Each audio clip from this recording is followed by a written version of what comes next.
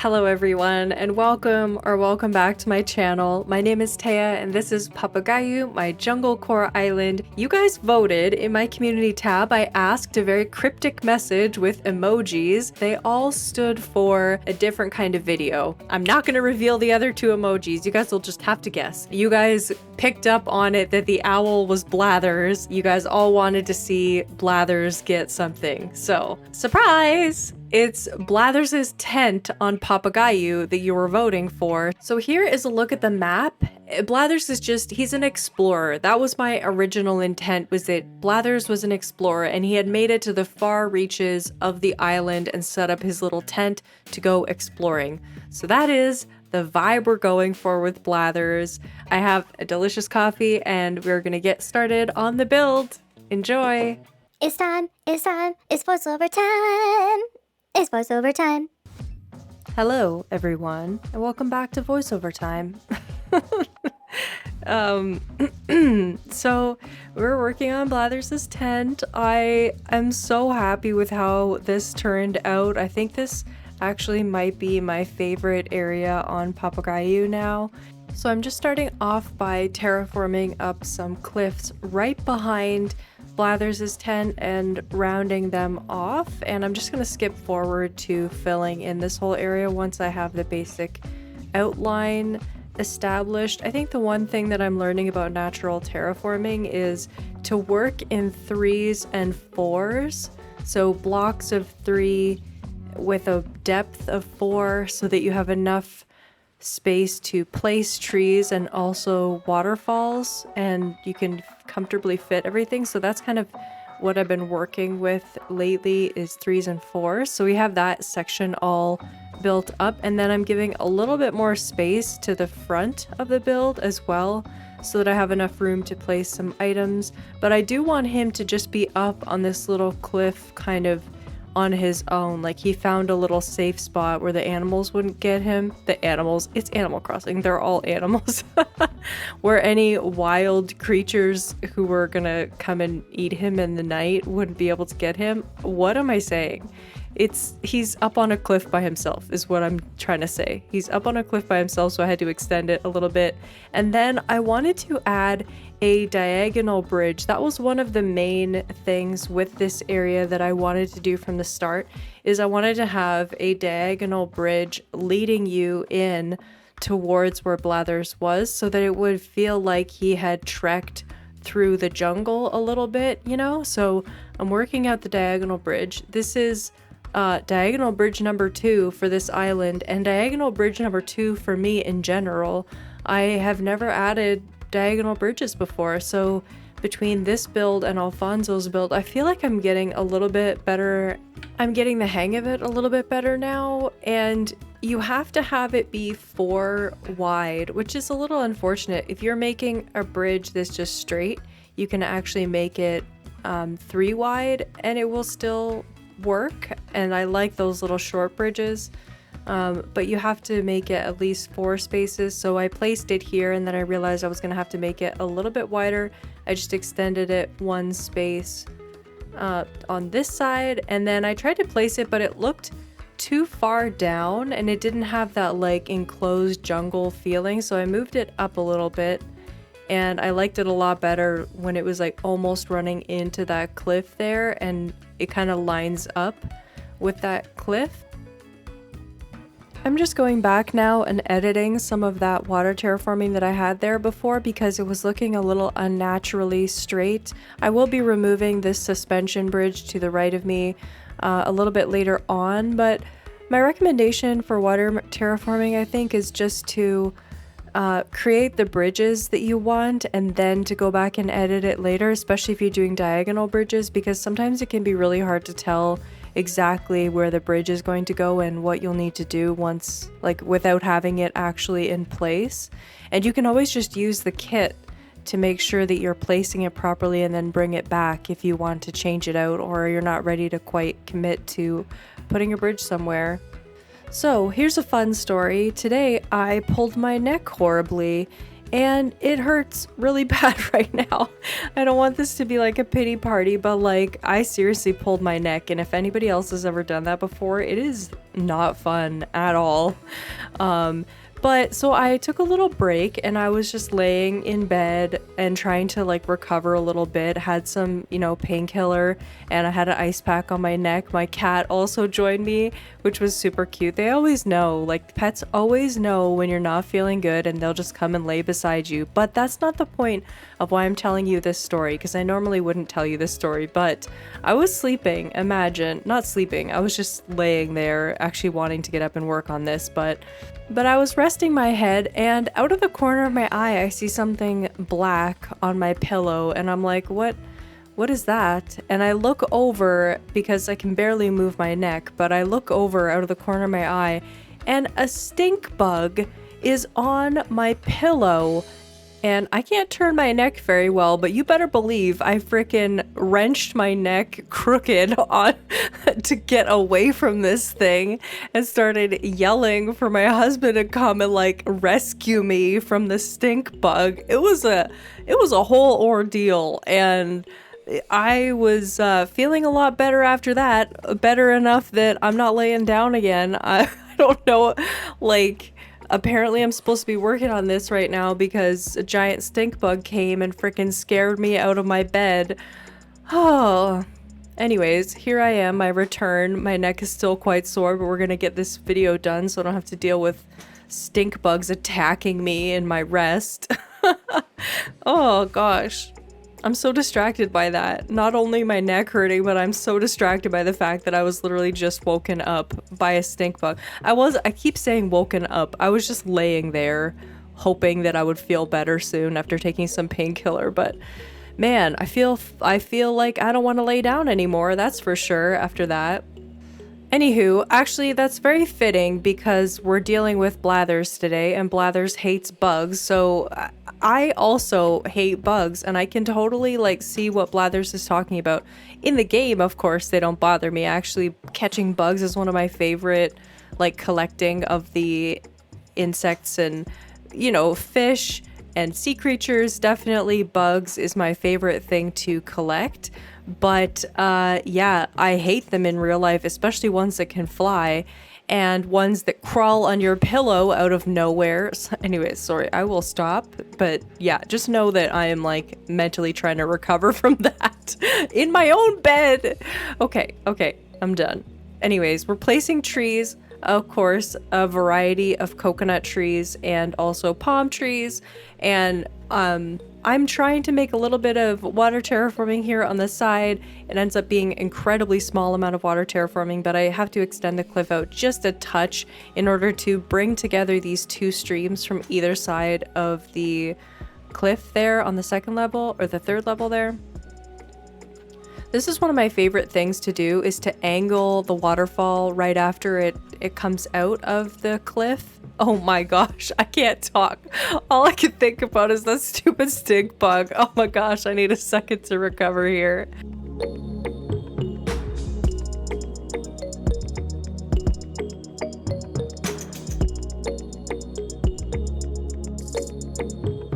All right, I think I'm recovered. I'm okay.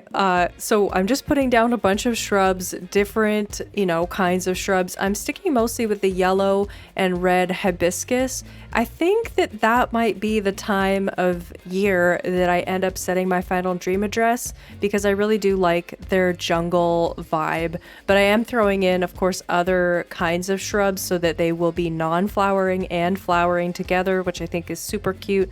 Really cute mix for any island, but for jungle it really works very well. And I'm gonna go up to the upper level and start placing some custom designs down just really randomly. And it was so much fun, honestly, to do this part and to decorate. That is such a pro tip.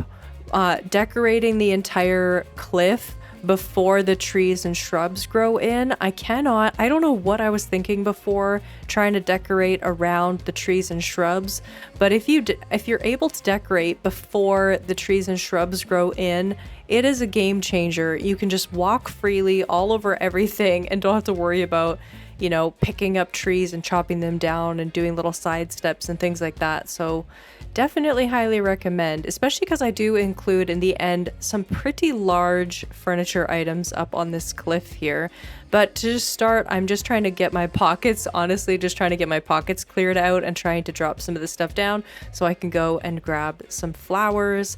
But I really like some of the little collections that I put up here. This bug cage is like so perfect and iconic. I think it might be one of my favorite items in the game. It just has such an interesting, like, it has so much character. An artisanal bug cage, who would have thought, has just so much character.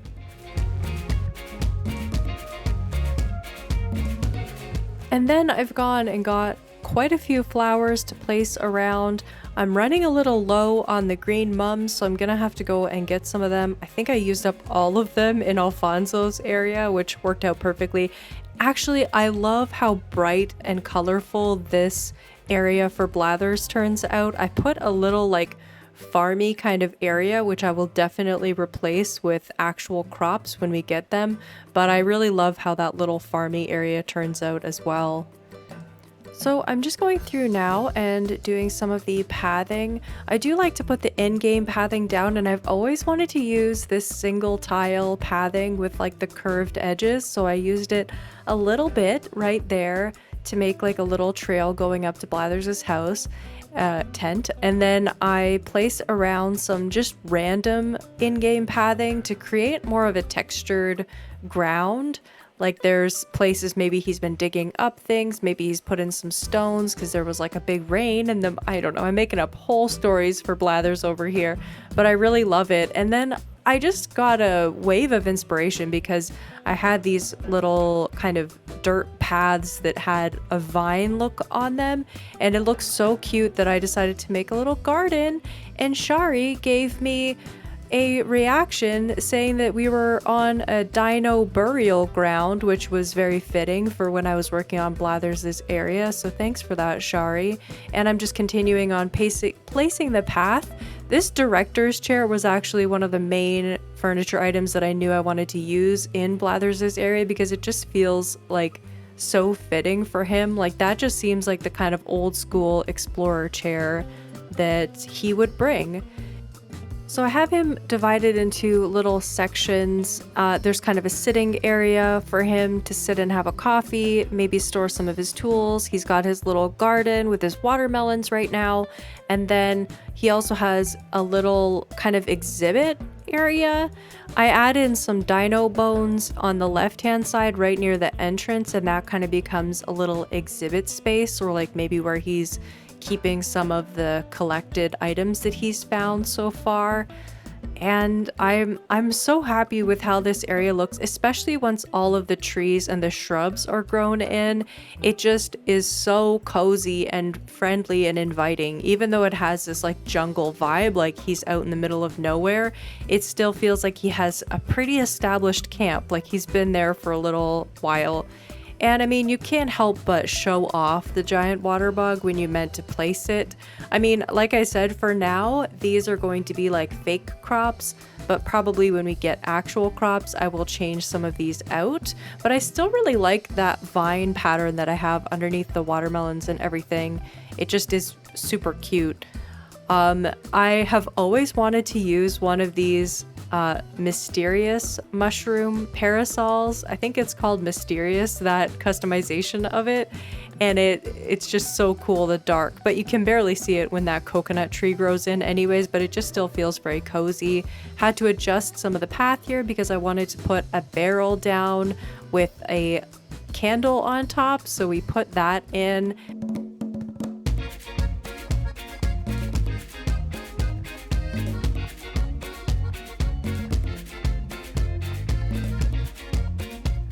And I'm just about finished with his little area up here on this cliff, and then we'll move down the cliff to the little walkway underneath. But I did want to fit a Stonehenge up here, and I did not realize that those are actually 3x3 items, which is pretty rare in this game. I think only the fountain and the giant teddy bear and this Stonehenge are 3x3. But I wonder how many more giant items we'll get that are actually 3x3. That pergola that they showed in the direct kind of looked like it was. So now we're finally moving down onto the lower level of this build and just creating a little walkway entrance area right off of this bridge. I think it turned out so absolutely adorable, and it really does look like just an area that you would walk through in order to get to somewhere else. Kind of a transition area between Blathers' place and whatever I end up doing off to the right of this area, and even leading back to the very back of the island, which is kind of far away from the secret beach. My secret beach is more off to the left than this, but we'll see. Maybe I can put something cute and like hidden back there, because it would be kind of hard to get to area, or like a hidden area to get to. So I'm just creating this path.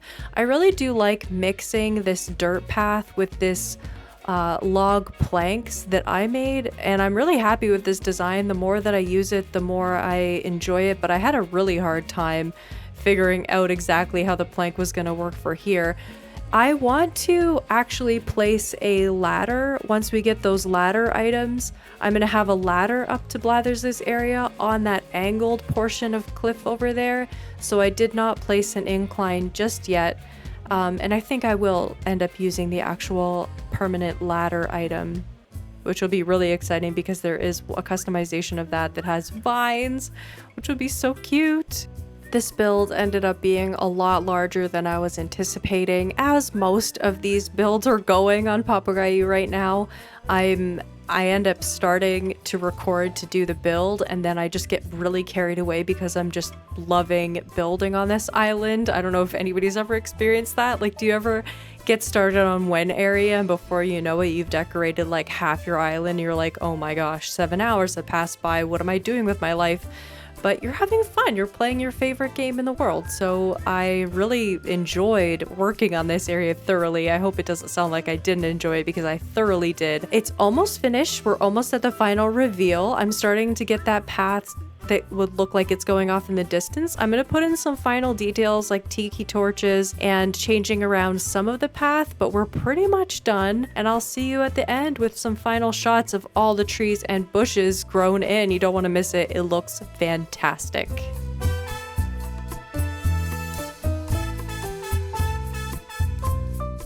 All right, so the build is done.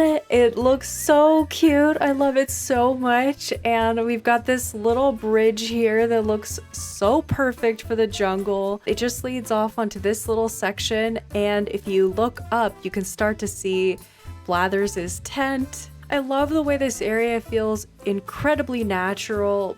And I've got another path that's starting off this direction, so some fun stuff can happen over here. There is another bridge here. This bridge will not be there forever. And then you come down here along this little path. This little section of trees just opens up a tiny bit. And of course, when we get the permanent ladders, I will set up a permanent ladder right over here, and you can just come up to Blathers' little area. I gave him a tiny little farm and then a little exhibit of all of the things that he's found on the island so far. He has his little setup here, some boxes in the back, but he is just chilling with his coffee here. I can just picture him sitting on that little thing, reading a book. So cute. And if you pan up, you can just see an assortment of stone things and just natural cliff decorations up there. It really suits this whole area, looks super adorable, and I am very happy with it. So thank you so much everybody for watching today. I hope you enjoyed it, and I will see you all in the next one. Bye everybody.